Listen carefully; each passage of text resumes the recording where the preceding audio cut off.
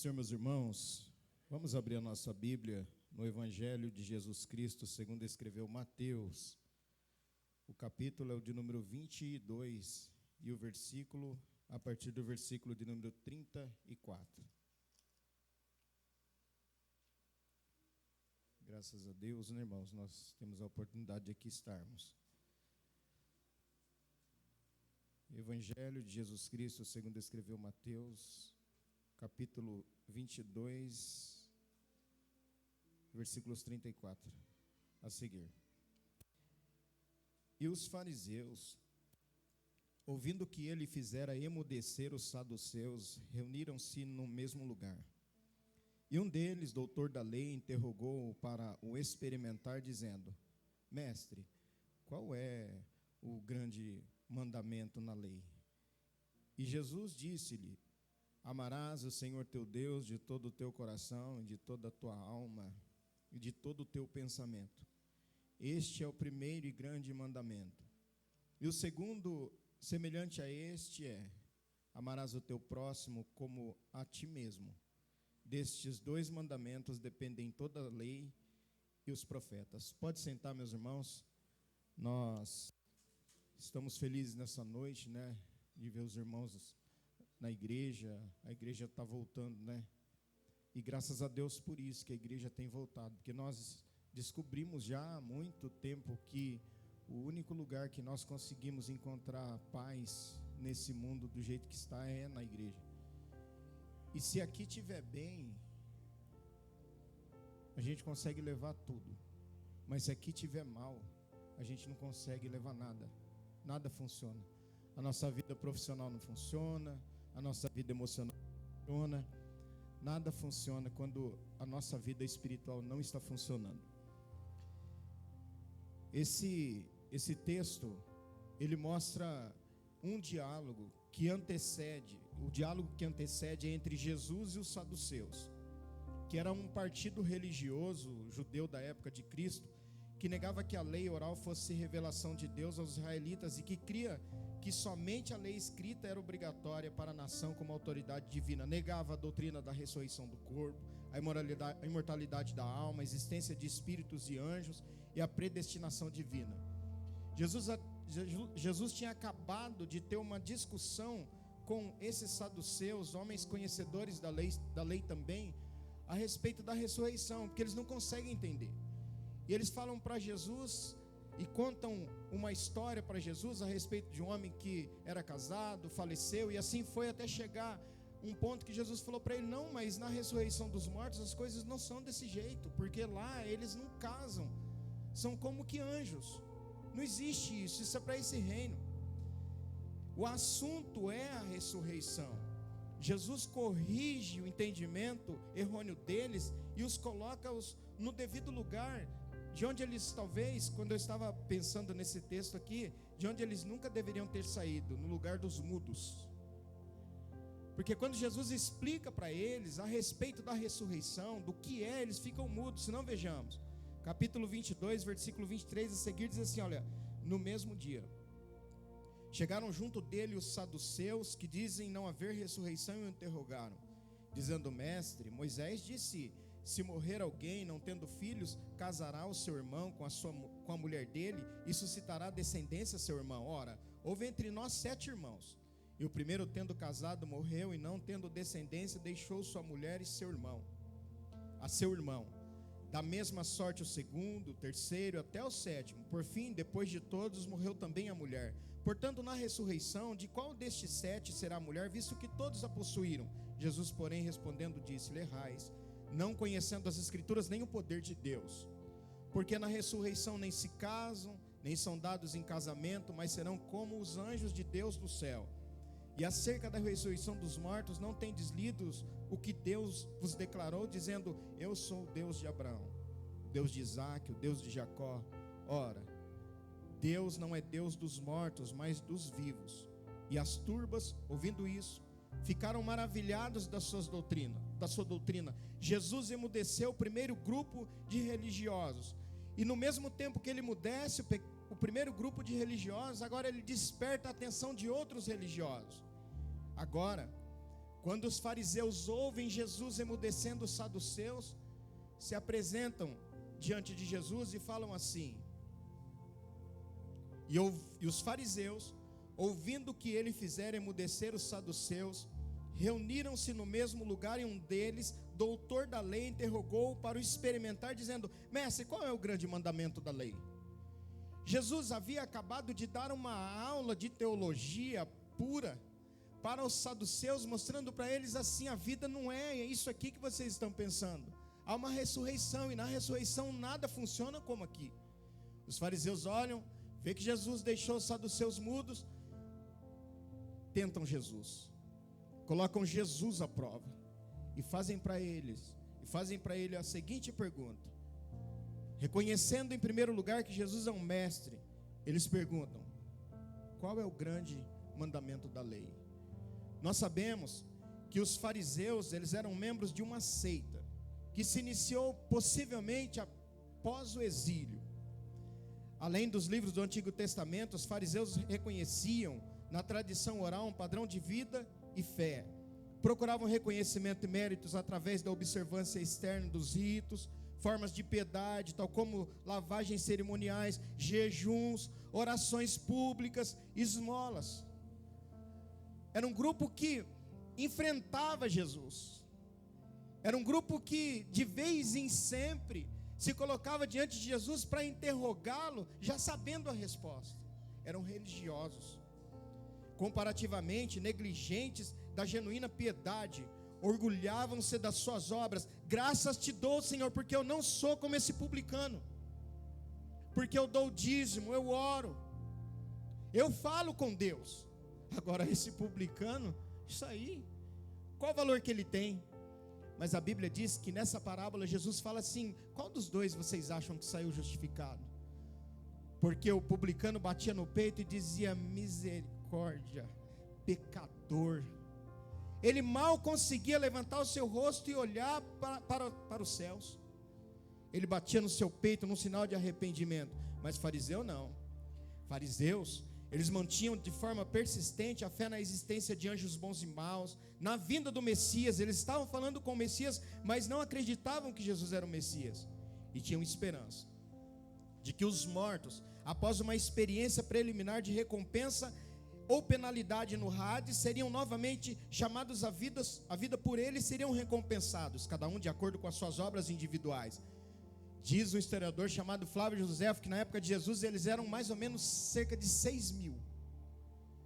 Então eram 6.000 religiosos que se colocavam como inimigos amargos de Jesus e de sua causa. Foram, por outro lado, duramente repreendidos por ele por causa da sua avareza, ambição, confiança vazia nas obras externas, aparência de piedade a fim de ganhar popularidade. Um doutor da lei sabia ou não sabia qual era o grande mandamento? Será que quando ele chega diante de Jesus, há ali uma pergunta genuína? Há ali uma pergunta sincera, uma pergunta verdadeira a respeito do grande mandamento? A resposta: um doutor da lei sabia ou não sabia qual era o grande mandamento? A resposta é óbvia: sim. Ele sabia qual era a resposta. Ele sabia como funcionava a lei. Pois a significação de mandamento no original é entole, que é eticamente usado dos mandamentos e da lei mosaica ou da lei judaica. Então, quando um doutor da lei, ele era como uma espécie de médico legista dissecando Deus, ou tentando dissecar Deus, ou tentando conhecer Deus através de técnicas. Essa era a função de um fariseu. A Bíblia diz que esse doutor da lei, ele tinha um objetivo. E o capítulo 22, versículo 35 e 36 diz qual era o objetivo. Um deles, doutor da lei, interrogou-o para o experimentar, dizendo: mestre, qual é o grande mandamento da lei? Experimentar aqui é tentar para ver se há algo que pode ser feito. Tentar fazer uma experiência com um teste, com o propósito de apurar a sua quantidade, ou o que ele pensa, ou como se comportará. tentar ou testar a fé de alguém, virtude e caráter, pela incitação ao pecado, instigar ao pecado. O termo original aqui é como se fosse tentações do diabo. Os fariseus estavam naquele momento, em nome da religião, prestando um serviço ao diabo. Ontem, falando para minha esposa a respeito dessa frase que veio ao meu coração quando eu estava preparando isso aqui, todo religioso tem bastante de si e um pouco do diabo. Todo religioso tem bastante de si e um pouco do diabo. Você fala assim, mas de onde você arrumou isso? Jesus, no capítulo 8 do Evangelho de João, capítulo 8, versículo 39, diz: responderam e disseram-lhe, nosso pai é Abraão. Jesus disse-lhes: se fosseis filhos de Abraão, faríeis as obras de Abraão. Mas agora procurais matar-me, a mim, homem, que vos tem dito a verdade que de Deus tem ouvido. Abraão não fez isso. Vós fazeis as obras de vosso pai. Disseram-lhe, pois, nós não somos nascidos de prostituição, temos um pai que é Deus.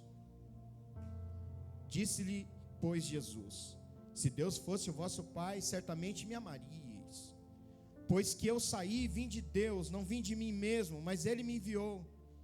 Porque não entendeis a minha linguagem, por não poderdes ouvir a minha palavra. Aí Jesus faz uma declaração, capítulo 8, versículo 34, vós tendes por pai o diabo, e quereis satisfazer os desejos do vosso pai. Ele foi homicida desde o princípio, não se firmou na verdade, porque não há verdade nele. Quando ele profere mentira, fala do que lhe é próprio, porque é mentiroso e pai da mentira.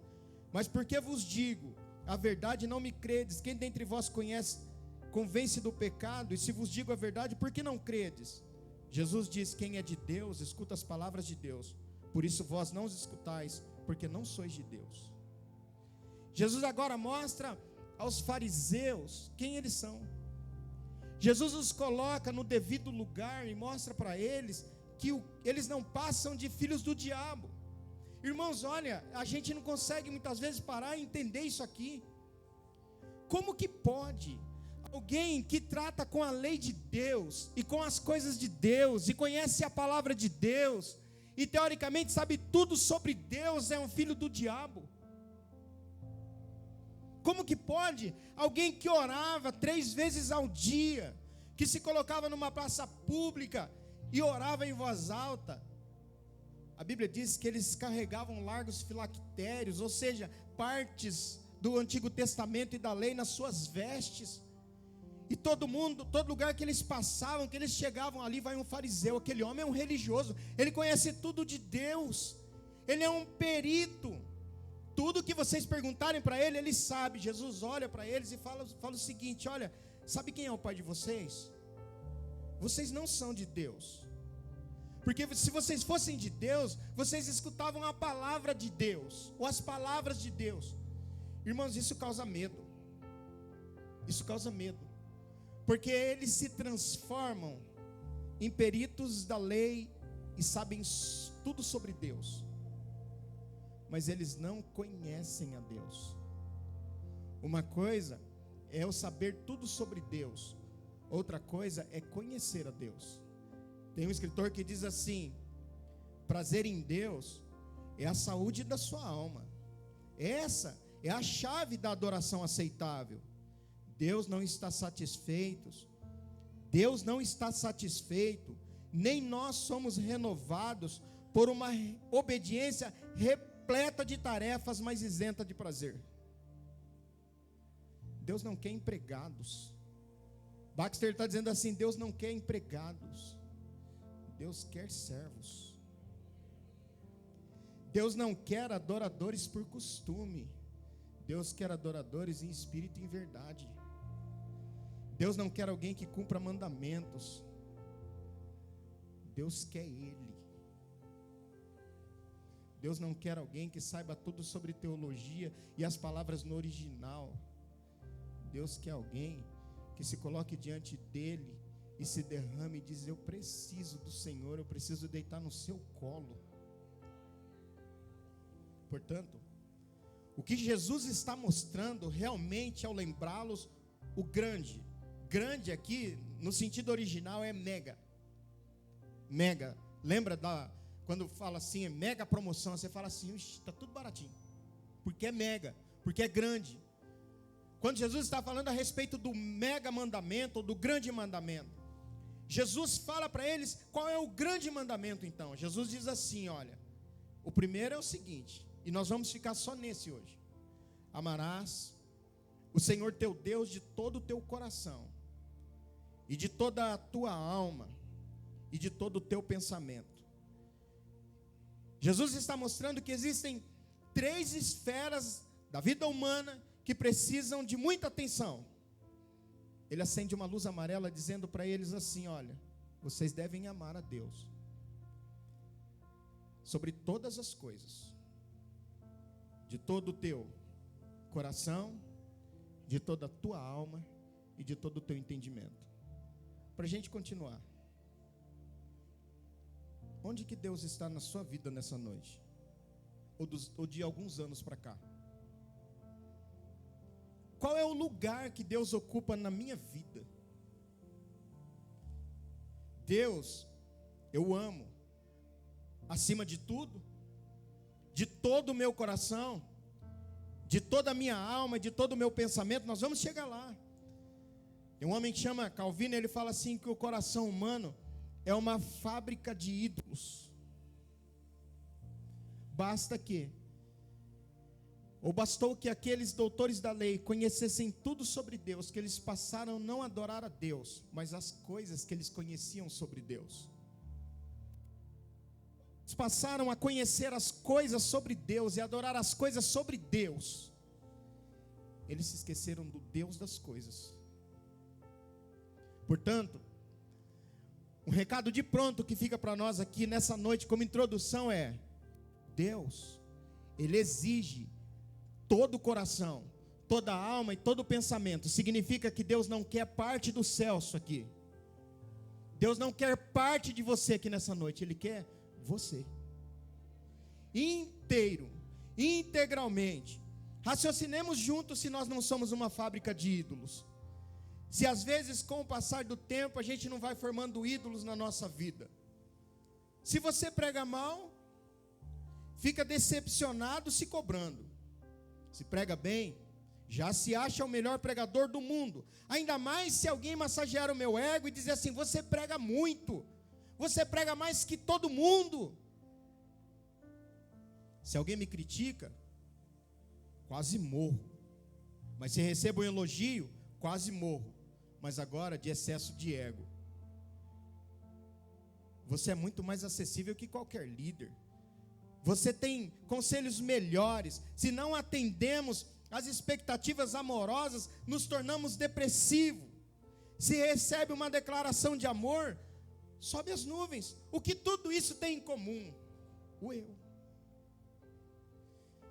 Desgraça da nossa vida quando a gente começa a viver em função do que os outros pensam sobre nós.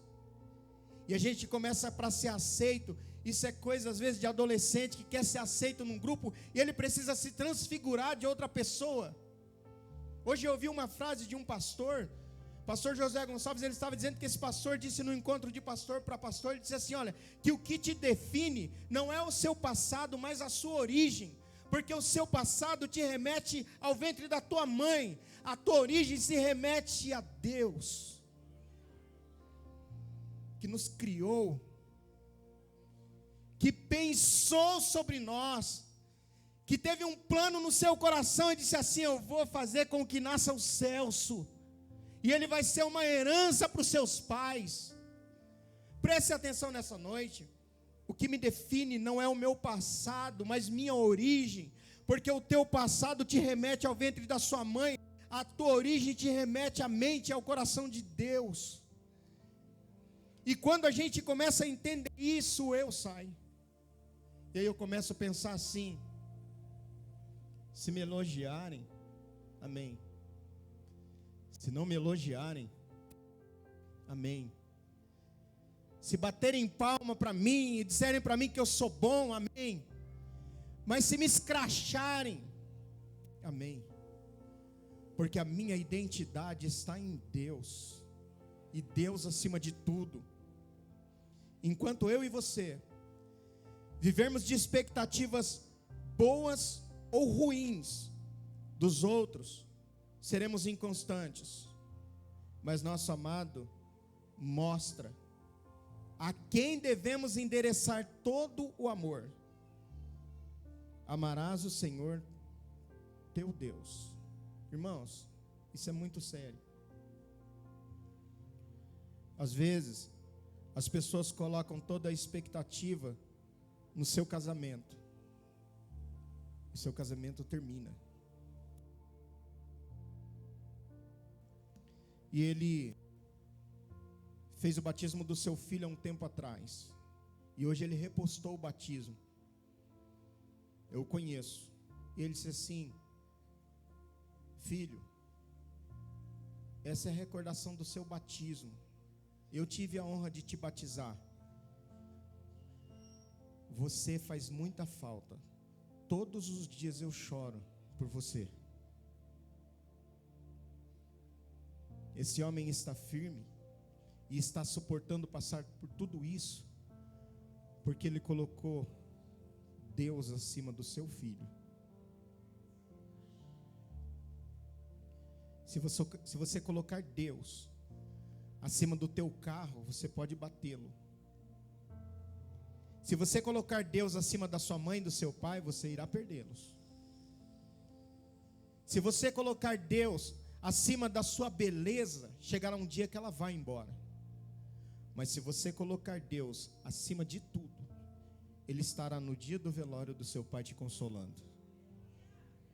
Ele estará no dia em que seu filho partir e for embora. Ele estará consolando a sua vida e seu coração. Na verdade, você só está em pé hoje aqui porque Deus tem te dado forças todos os dias. Meu Deus, irmãos, se a gente conseguir sair daqui nessa noite entendendo que Deus está acima de tudo na nossa vida, a gente vai sofrer menos. Eu estou falando porque por experiência própria e por uma experiência amarga eu aprendi isso. Mas nosso amado mestre mostra a quem devemos endereçar todo o amor. Você já colocou expectativa em alguém? E depositou todas as suas fichas? E você falou assim: eu confio plenamente, isso aqui é tudo para mim. Eu acredito que daqui vai dar tudo certo para mim. De repente vem aquela decepção na sua vida. Você fala assim, você toma remédio, você demora para se levantar, você demora para acreditar que aquilo aconteceu. Jesus mostra para onde nós devemos endereçar o nosso amor. Ele disse assim, amarás o Senhor teu Deus. E olhando qual é o significado desse amor, sempre vem aquela música quando a gente fala assim, faz uma pergunta, qual o significado desse amor? Você fala assim, que amor é esse? Tentaram escrever, né? Alguém escreveu, que amor é esse? Incalculável, não sei o que mais que fala. Mas que amor é esse? Esse amor é um amor com respeito às pessoas. É receber com alegria, é acolher, é gostar muito de, amar eternamente, estar satisfeito, estar contente sobre ou com as coisas. Sabe que amor que é esse que nós devemos devotar a Deus e colocar somente nele? É um amor que alegra, é um amor que acolhe, é um amor que gosta muito, é um amor terno, é um amor que satisfaz. Porque quando eu estou satisfeito em Deus, nada me causa insatisfação. Porque quando eu saio da oração e que eu dobro os meus joelhos, eu não sei se você tem essa coisa assim com você, mas imagine, e é essa é a imaginação que eu tenho, que quando eu vou num sofá lá que eu gosto para orar, e eu fecho aquela porta de manhã assim, antes de ir para o trabalho, eu dobro os meus joelhos e eu imagino assim, que Jesus está sentado e eu estou deitado no colo dele. E eu deito no colo dele e posso dizer assim, pai, as coisas não estão bem, está difícil, que enfrentar muitas dificuldades, hoje eu tenho que enfrentar as lutas, eu terei algumas coisas para fazer, mas eu sei que eu posso receber o afago do Senhor.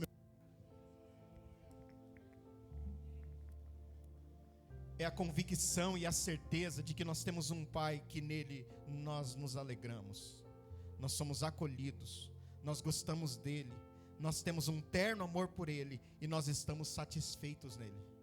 Que amor é esse? É o amor devotado ao Senhor.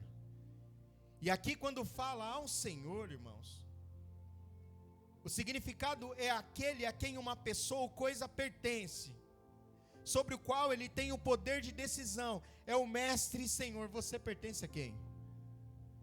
Antigamente, eu sempre falo isso aqui, nós éramos cavalos do diabo. Cavalos do diabo. Hoje nós somos filhos de Deus. Poxa, irmão, não é possível. Cavalo do diabo. Cavalo é para montar, é para aproveitar, é para bater, é para espancar, é para carregar peso. Mas filho não. Filho, você dá vida pelo seu filho? Eu duvido, mãe, você que tem um filho pequeno, eu duvido que você nunca chegou perto do berço, da cama do seu filhotinho, e ele com uma febre alta, você ora e fala assim: Deus, arranca a febre dele, põe em mim. Quantas mães já oraram assim aqui, Senhor, eu aguento, mas ele não sabe reclamar, eu aguento, eu suporto. Filho é protegido, é cuidado, é amado, é acariciado, é aceito, satisfaz. E agora nós não temos alguém que monta em nós e bate com o rei. Agora nós temos alguém que diz assim: cavalo, você não é mais cavalo, deixa essa carga, vem a mim e eu alivio você. E detalhe, esse Senhor a quem nós pertencemos, Ele é o nosso proprietário, Ele é aquele que tem o controle da pessoa, Ele é o mestre, o soberano, o chefe. É um título de honra que expressa respeito e reverência. É Deus, é o Messias. Paulo, quando está no caminho de Damasco para ir prender os crentes, a Bíblia diz que no meio do caminho um resplendor de luz cai sobre a sua face, e naquele momento ele caído levanta e diz assim: quem és, Senhor? Esse Senhor está com a letra maiúscula. Sabe o que Paulo reconhece? Que é aquela voz que diz para ele assim: Paulo, Paulo, por que você me persegue? Quem é, Senhor? Paulo já está reconhecendo que há um Senhor todo-poderoso falando com ele. E o Senhor se apresenta e fala assim: eu sou Jesus, a quem tu persegues, e duro é para ti recalcitrar contra os aguilhões. Você sabe qual é o significado disso aqui?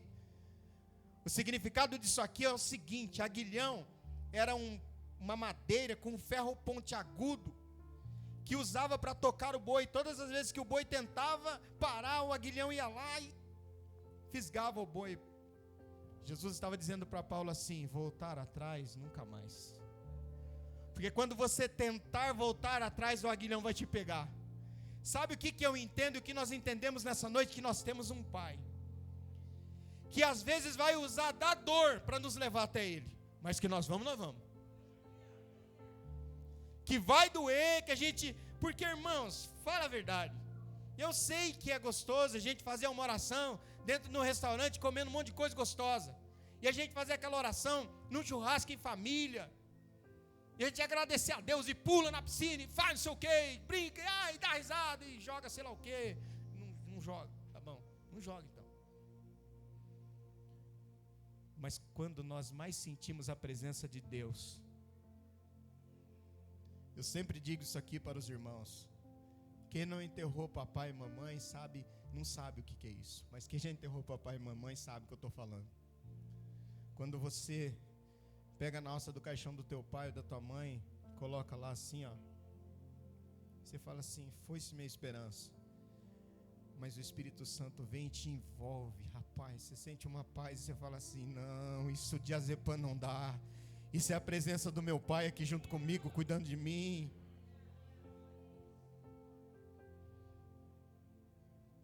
Agora eu te falo outra coisa. Para uma mãe viver tendo perdido um filho ou um pai, é só por Deus, não é? Sim ou não? Porque é ordem natural, é ordem antinatural, porque você tem nome para todas as coisas. Você tem nome para o marido perde a esposa, é viúva, a esposa perde o marido, é viúva, o filho que perde o pai fica órfão, mas a mãe que perde um filho não tem nome. Deus nem permitiu que inventasse um nome para uma mãe que enterra o seu filho, ou para um pai que enterra o seu filho. Mas de uma coisa nós temos certeza, que ainda essa mãe, esse pai, é sustentado pelo Pai de todos os pais. Você sente o alívio na sua alma nessa noite de ter um pai que cuida de você e não deixou você morrer? Um mestre que é o nosso dono. Por isso que Paulo chega e diz assim, ó: eu vivo, mas eu não vivo mais eu. Porque agora Cristo vive em mim. Irmãos, nós não temos identidade própria mais, acabou. Aquele monte de coisa que a gente tinha, que a gente quer carregar, um monte de nome na frente do nosso nome, aquilo lá é nada diante da identidade que nós temos em Deus. E a identidade que nós temos, nós estamos falando tudo isso aqui, para você entender que você não precisa viver de expectativas nem do seu cônjuge. Não é que você precisa fazer tudo errado aqui para frente, não.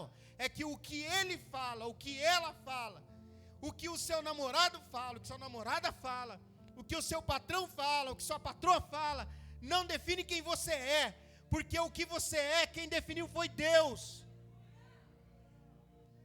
Eu não sei se os irmãos estão entendendo isso aqui. Porque o diabo fala assim, ó: você é um lixo, você não presta, você não vai dar em nada, você não vale nada. Aí chega o Espírito Santo e fala assim: você é meu filho. Ué. Essas vozes precisam ser emudecidas. Logo, esse Deus não sou eu e nem você. E se por algum momento você ou eu achamos que somos dignos de algum mérito, saibamos que nesse caso nós estamos sendo usurpadores. Porque quando eu me coloco e falo assim: eu estou arrasado com o que eu ouvi, eu estou arrasado com o que eu ouvi, nós estamos nos colocando no lugar de deuses nossos. Porque o que valeu foi aquela palavra maldita. E aí você fala assim: ah, mas isso aí pode acontecer, uma pessoa viver de expectativa dos outros, esperando que seja reconhecida por alguém. Irmãos, nós não precisamos de reconhecimento de ninguém, nós não precisamos de méritos e de louros, nós já temos, porque nós já somos, e a única coisa que vale a pena ser é filho. Filho, pede licença para mexer nas suas coisas, pai. Filho pede licença para pegar seu sapato. Filho pede licença para pegar o R$2 que você deixou lá, que é seu. Filho pede licença para olhar nas suas coisas, para pegar seu perfume. Filhos não fazem isso, sabe por quê? Porque eles sabem que eles podem confiar no pai. O pai vai deixar. Então nessa noite nós estamos tendo acesso ao nosso pai. Pega as coisas aí, irmão. Pega as coisas do pai, porque você é filho. Quando eu me coloco e eu aceito um rótulo que alguém cola em mim, eu estou me fazendo meu Deus, e aí eu estou sendo um usurpador. E Paulo orienta em Filipenses capítulo de número 2, versículo 5 a seguir, de sorte: que haja em vós o mesmo sentimento que houve também em Cristo Jesus, que sendo em forma de Deus, não teve por usurpação ser igual a Deus. O ato de pegar pela força é usurpar, é um roubo, é algo tomado pela força ou apanhado, é um saque por algum prêmio, é algo para ser apanhado ou para ser agarrado firme e retido. O elogio não é meu. Presta atenção aqui, o elogio não é meu, mas a dor também não é minha. Porque assim como eu não aceito o elogio e direciono a Deus, a dor que eu passo hoje, Jesus diz: eu fui moído pelas vossas iniquidades, e nós fomos sarados pelas suas pisaduras. Sabe o que é pisadura? São hematomas, grandes hematomas com bolhas de sangue. Significa que aquele dia, que aquele homem cerra o punho, e está no rosto de Jesus, e Jesus não abre a sua boca. Ele estava dizendo assim: Celso, essa dor vai para você, cara. Era para ir para você, mas eu aceitei ela para mim, para te salvar. Não é possível que você não está entendendo. Agora, se eu quero aceitar os louros, aceito os espinhos também. Se quer subir no altar para ser ovacionado, suba na cruz para ser perfurado.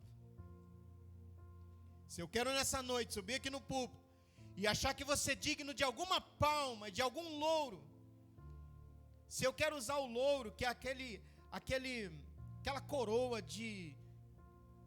como um prêmio que os atletas recebiam, um atleta olímpico grego recebia um louro, todo mundo olhava e falava assim: ó, se eu quero receber um louro na minha testa, que eu recebo a coroa de espinhos. Agora, se eu não aceito esse louro e digo é para ele, a coroa também não está em mim. Porque Paulo, aos Romanos, capítulo de número 11, diz assim: porque dele, por ele e para ele são todas as coisas, glória, pois, a ele eternamente. Amém. A glória nessa noite é do Pai que nos identifica. Paulo diz assim: longe de mim, longe de mim, longe esteja de mim gloriar-me, a não ser na cruz de nosso Senhor Jesus Cristo, pela qual o mundo está crucificado para mim e eu para o mundo. Hoje você e eu temos uma oportunidade. Qual é, pastor? A oportunidade que eu tenho nessa noite, a gente não pode sair do nosso lugar, mas dizer assim: Deus, eu não quero mais viver debaixo da expectativa de ser um ninguém. Eu não quero mais viver, porque você sabe, irmãos, você sabe que tem servas de Deus fiéis que são traídas pelos seus cônjuges muitas vezes. Tem servos de Deus fiéis que são abandonados pelo seu cônjuge. Há pessoas que estão buscando a Deus, estão confiando em Deus, que os seus filhos vão sair de dentro de um CDP e vir para a igreja. Há pessoas que estão pensando e ora todos os dias para que seu filho seja salvo e liberto. Há pessoas que você olha, ela entra no culto chorando e sai do culto chorando. Você fala assim: será que ela está sentindo a presença de Deus? Também, mas ela não quer que o culto acabe. Porque eu conheço casos de irmãs que tomavam uma surra para vir para o culto e uma surra na hora que chegava do culto. E Jesus salvou o seu cônjuge, salvou o seu esposo. E o seu esposo é um obreiro. É claro que eu não estou fazendo aqui uma apologia para que as pessoas suportem isso. Não é isso que eu estou dizendo, não é isso.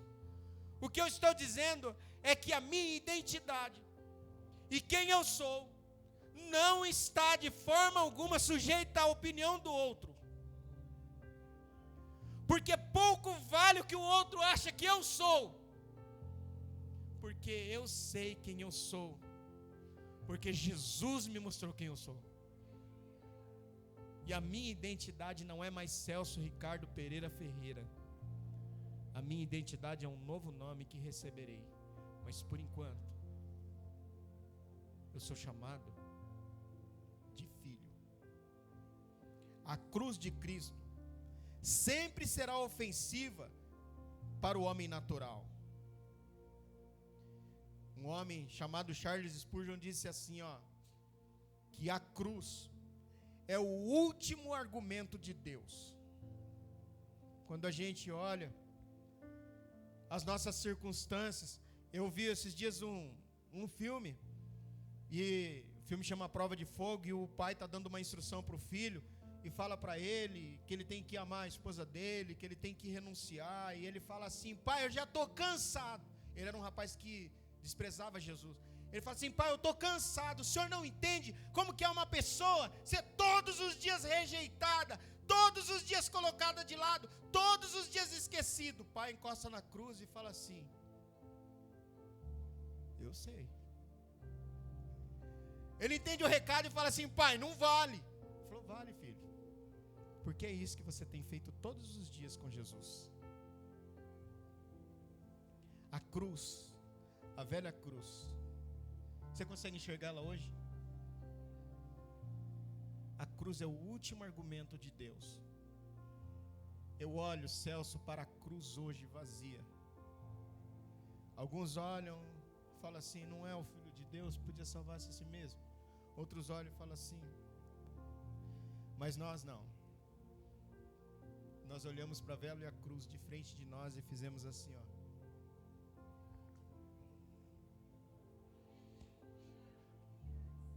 O meu Salvador, o meu Senhor. E a partir daquele momento ele falou: Celso, filho, por que Deus disse para Jesus: esse é o meu filho amado em quem eu me comprazo? De novo outro evangelho: esse é o meu filho amado em quem eu tenho prazer. O outro evangelista: esse é o meu filho amado, escutai-o. Sabe por quê? Porque você sabe qual que é a proposta do diabo, Carlos? É assim, ó: se tu és o filho de Deus. Naquela hora vinha, acho que na mente de Jesus: esse é o meu filho amado em quem eu me comprazo. Eu tenho um pai. Se tu és o filho de Deus, esse é o meu filho amado em quem eu tenho prazer. Terceira vez: se tu és o filho de Deus, esse é o meu filho amado em quem eu me comprazo. Irmão, entenda isso e enfia na tua mente, no teu coração: você é filho. E quando o diabo falar assim: por que você está sofrendo tanto? Se você é filho de Deus, você fala assim: eu aceito o bem de Deus com prazer, e o mal eu aceito. E bendito seja o nome do Senhor, porque na casa do meu pai eu tenho abundância, mas às vezes eu passo necessidade. Às vezes na casa do meu pai eu como picanha. Às vezes na casa do meu pai a gente come alface, salada de tomate com ketchup em cima. Mas ainda assim continua sendo a casa do meu pai.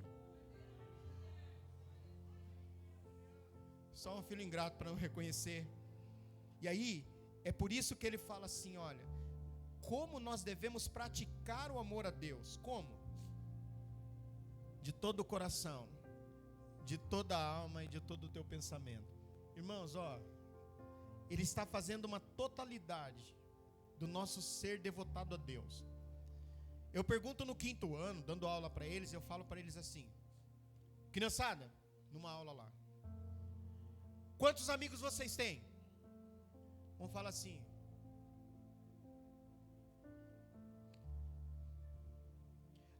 eu acho que 50. Aí geralmente tem uma menininha, né? Ela fala assim: eu tenho 728.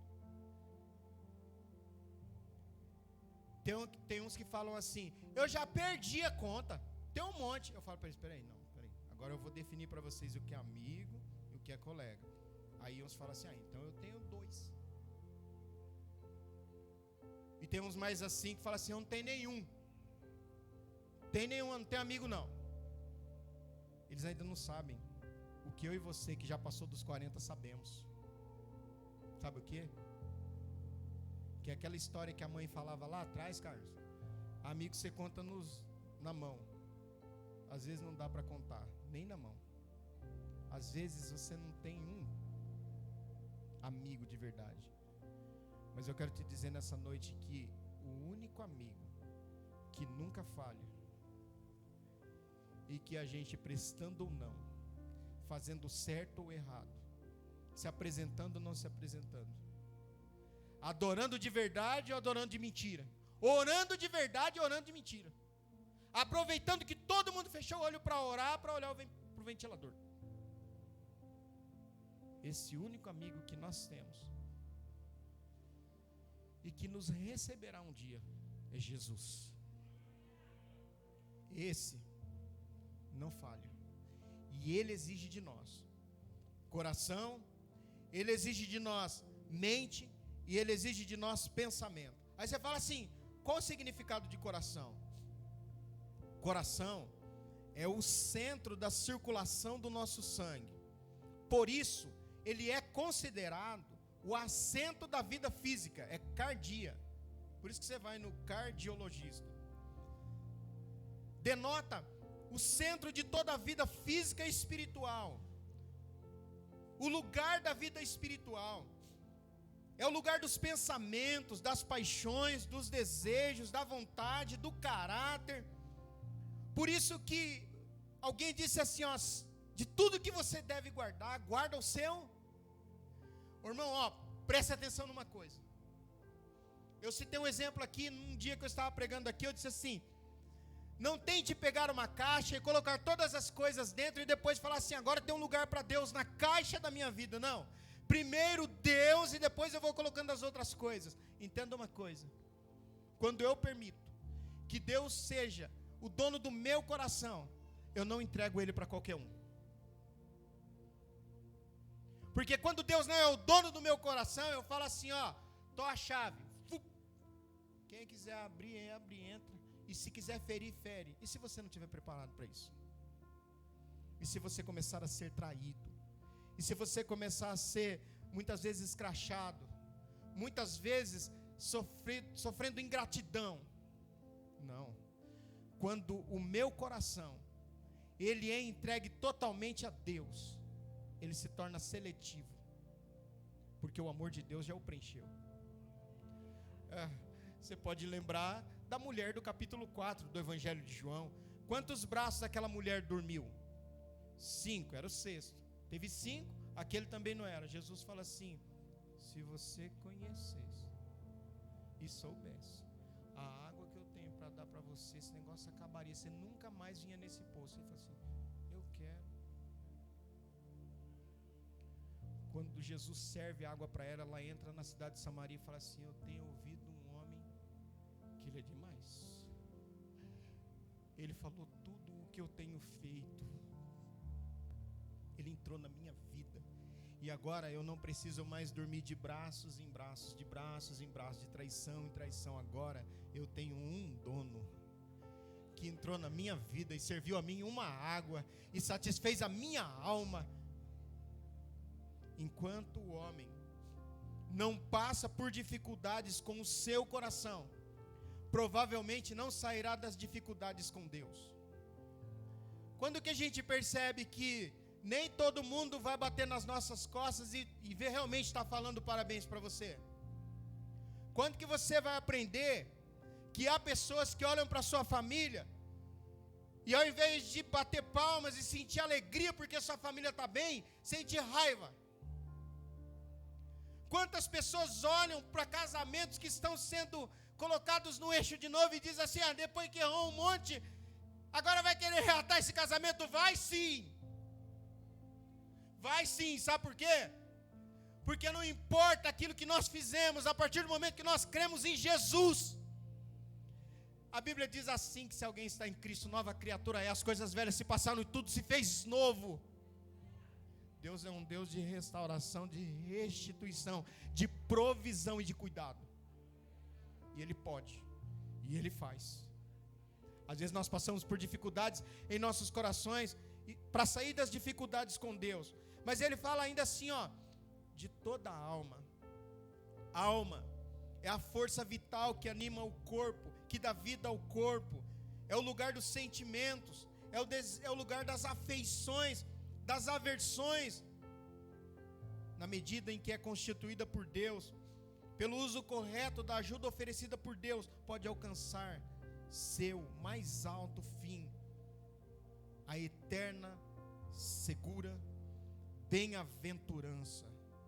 A alma não acaba com a morte, mas ele diz ainda, amar a Deus de todo o pensamento ou entendimento, que significa mente como centro das habilidades intelectuais, o entendimento, O pensamento bom ou mal é o local das nossas vontades. Ele está dizendo o seguinte, ó, Celso, a primeira coisa do dia que deve ocupar a sua mente sou eu. A última coisa do dia que deve ocupar a sua mente sou eu. Porque nós sabemos que o nosso subconsciente não para. A última coisa que você fez à noite é a que vai ficar gravada. Então, a primeira coisa do dia, a última da noite. Ocupe a sua mente comigo. Ande comigo. Fale comigo. Converse comigo. Fala o que está acontecendo comigo. Já pensou? Adquirir uma confiança dessa, das duas uma.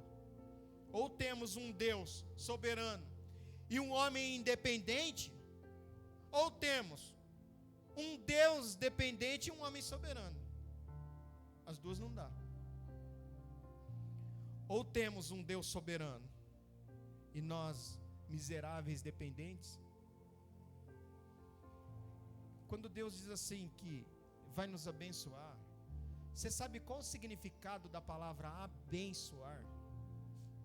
Sabe o que significa abençoar? Por isso que os nossos meninos, eles falam assim, benção pai, benção mãe. Ele fala assim, Deus abençoe. Sabe o que significa abençoar? É liberar para prosperar. Você entendeu? Então quando a gente fala assim para os nossos filhos assim, Deus te abençoe, você está falando assim para ele assim, ó, vai. Você está liberado para prosperar. Ou nós temos um Deus soberano que nos abençoe e somos dependentes dele, ou nós temos um Deus que não é soberano e nós somos soberanos. Mas nós descobrimos que o homem, estamos certos de que assim como o homem e dependente são sinônimos, presta atenção, homem e dependente são sinônimos, Deus e soberano também são. Entendeu? Quando a gente olha para um homem, a gente fala assim, que dó. Qual a situação desse homem? Mas quando a gente olha para Deus, a gente fala assim, que grande. Só que Deus tem dois atributos maravilhosos que mudam completamente a nossa vida. Ele é transcendente. O que é isso? Está acima de todas as coisas. Deus é tudo. Mas também Ele é imanente. Sabe o que significa isso? Está em você. Não entendeu? Deus está em você.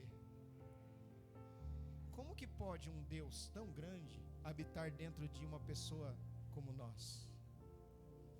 Quer a resposta? Graça. E graça não se explica. Graça se aceita. Fala assim, pastor, mas só que você está falando esse monte de coisa aí. Mas eu sou um filho que eu dou trabalho. Eu sou um filho meio que de vez em quando dou até uns... faço coisas erradas. Escuta. Deus nos aceitou. Não pelos nossos méritos bons, as coisas boas ou as coisas ruins. Deus nos aceitou pelo seu Filho morto na cruz do Calvário. Não há nada que eu possa fazer para Deus me amar mais, e não há nada que eu possa fazer para Deus me amar menos. Porque Deus não tem intensidade de amor. Deus é amor. E portanto, para a gente encerrar essa história, amar a Deus sobre todas as coisas. Por quê? Que nós amamos a Deus? Porque Ele... alguém já respondeu. Porque Ele foi no berço. Porque Ele tem um céu. Deus tem um céu, sabia? Um céu glorioso, com um monte de anjos, com anciãos, segundo o Apocalipse, que lançam as suas coroas e diz, santos, Ele é santo. Eu imagino aqueles anjos voando para lá e para cá, como que deve ser o céu, a majestade, a grandeza de Deus. De repente Jesus desce aqui, vai lá na maternidade, ou vai lá na casa abrigo e olha lá um bebezinho e fala assim: eu vou adotá-lo. Mas ele é problemático, hein? O senhor vai conhecer que ele é bem problemático. Não, mas eu quero adotá-lo. Aí Deus, eu vou falar de mim. Aí ele escolheu os céus. E falou assim: ele não é mais os céus. Ele é o meu filho. Poxa, irmãos, nós fomos retirados da casa-abrigo. Escuta o que eu estou falando, está entendendo, né? De dentro da escravidão, do vale da sombra da morte, e fomos transportados para o reino do Filho do seu amor. Poxa, não é possível, ó. Nós fomos retirados, Ingrid, assim, ó, daquela desgraça, sabe aquela desgraça que você vivia? Talvez você não vivia a mesma que eu, nas dificuldades dentro da minha mente, as lutas dentro da minha mente e do meu coração, querendo morrer todos os dias, tomando. Você sabe o que é ansiedade de verdade? De tomar remédio, você sabe ou não? Porque jovem fala assim: como eu estou ansioso, vou comprar um celular na Mafuso, sei lá onde, vou comprar um celular. Estou ansioso, Você é ansioso, está na expectativa, ansioso. Ansiedade de tomar remédio. Você tentar respirar assim, não vinha a respiração. Mas Jesus falou assim: filho, vem cá um pouquinho, fica aqui, ó, vem cá, eu vou te transportar para cá. E agora você vai fazer assim, ó. Respira, filho, respira. Ah, meu irmão. E por isso agora, a única coisa que nos resta é nos colocar diante desse Deus Todo-Poderoso e dizer, como diz aquele hino que vocês cantaram aqui, que Ele é tudo o que eu preciso. É para sobreviver ou para poder viver? Seja um ou seja o outro, mas Deus é tudo o que eu preciso para poder viver. O que eu preciso? Eu estou precisando de uma televisão de 60 polegadas, 4K, não sei o que tem borda infinita. Eu estou precisando, se eu comprar isso aí, eu vou ser a pessoa mais feliz do mundo. Eu vou jogar lá, não sei o que. Eu preciso de um celular que joga Free Fire. Eu preciso de um sofá que puxa assim, ó,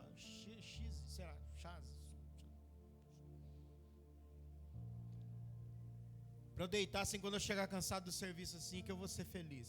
Você compra o sofá, dá 3 meses, você está falando assim: sofá ocupa muito espaço aqui, né? Por que você acha que não vai comprar uma pequenininha para uma menor? Oh, meu Deus do céu. Eu queria comprar um carro bem grande. Aí você compra um carro grande e fala assim, ó: esse carro não é muito grande para nós não, hein? Tá gastando isso aqui 2.0 desse jeito aí. A igreja foi embora. Agora, quando nós colocamos a nossa confiança e depositamos todo o nosso amor em Deus, a gente acorda amanhã, segunda-feira, que para muitos é braba. Eu não sei se você está naquele ânimo para trabalhar, mas eu já estou partindo lá para a reta final. Talvez você vai amanhã: eu vou trabalhar, tá? Eu sei, glória a Deus por isso, não vamos ser hipócrita. Mas na hora que o celular desperta, você fala assim: mas não dá para pôr mais 5 minutos? Você põe 5 minutos, o que acontece? 5 minutos de manhã, o que acontece, irmão? Vira 30 segundos. Você fala: mas agora que eu coloquei esse maldito aqui, rapaz, já é hora de acordar de novo. Mas amanhã nós acordaremos, se assim o Senhor permitir, e acordaremos e dobramos os nossos joelhos. Irmão, quer um negócio assim que funciona bem legal? Quando você levantar assim, ó, não sei se sua cama é alta, aquela queen, não sei o que, não sei se é bem autônomo, se sua cama é aquela cama que abraça você, mas quando você descer da cama assim, você já desce assim, cai de joelho assim, ó, já cai de joelho. Deus, estou aqui, obrigado, eu estou vivo. E você pode entender uma coisa, que estar vivo já é grande coisa, viu? Vamos ficar em pé? Vamos agradecer a Deus por essa noite. Irmão, por favor, pare de colocar a sua expectativa no homem. Porque enquanto você colocar a sua expectativa no homem, você vai cair. Quando você colocar a sua expectativa em Deus, tem irmãos na igreja que você fala assim: o irmão vai estar sempre ali, né?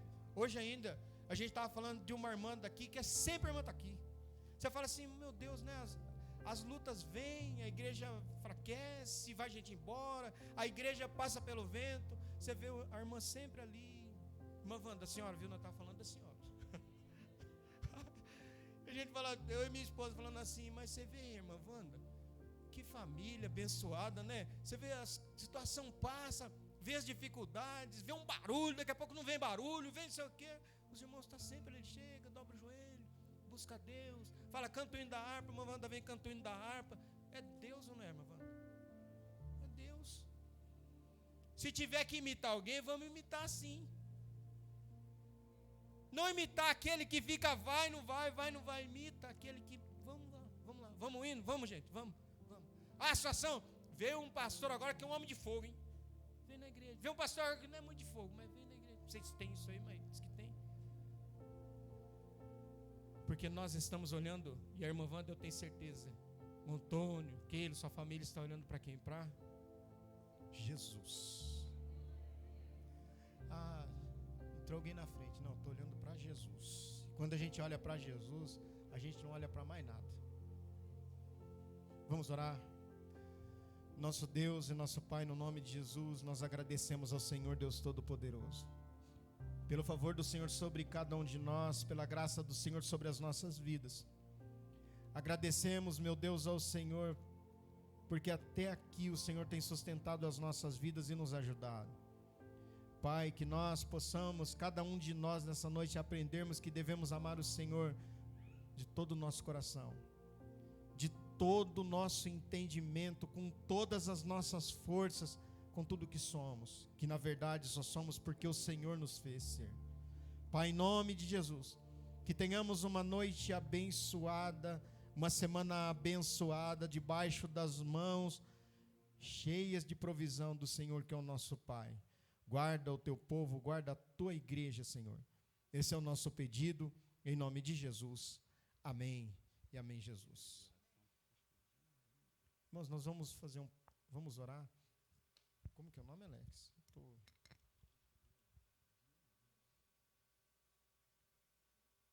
Dionela, é isso?